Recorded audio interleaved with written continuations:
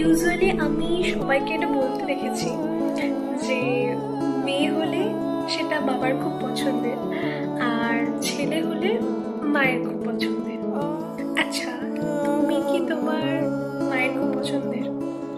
যেরকম আমি বলতে গেলে ছোট থেকে ভীষণ মা ঘেঁষা ছিলাম। তার মানে এই নয় যে আমি আমার বাবাকে ভালোবাসি না বা এরকম কিছু, কিন্তু মানে যে কোনো ছোট বড় কাজ বা যে কোনো কিছু আমার মাকে আগে লাগবে। মানে বলে না যে এক মুহূর্ত মাকে ছাড়া মানে থাকতে পারে না, সেই রকম কাইন্ড অফ মেয়ে ছিলাম আমি।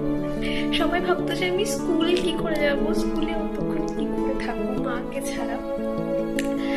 বলতে গেলে আমি আর মা একসাথে অনেক কিছু শিখেছি। আমি আর আমার মা একসাথে ব্যাংকে কিভাবে টাকা তোলে এটা একসাথে শিখেছি, একসাথে বার্গেনিং করা, একসাথে শপিং এ যাওয়া থেকে শুরু করে ইচ অ্যান্ড এভরিথিং মায়ের সাথে একসাথে শেখা।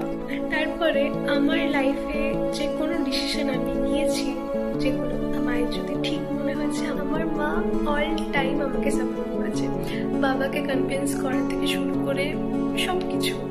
আর একটা ঘটনা বলি, যখন হোস্টেলে যাই সেই ফার্স্ট ইয়ার থেকে এখনো পর্যন্ত প্রত্যেকবার আমার হাতে কিছুটা টাকা দিয়ে বলে যে এই টাকাটা তোর কাছে রেখে দে, বাবাকে বলবি না, বাবা যেটা দেবে সেটাও নিয়ে নেবে।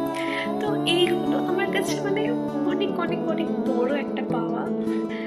আর এর ঊর্ধ্বে একটা মানুষ কতটা ভালোবাসতে পারে আমার ঠিক জানা নেই।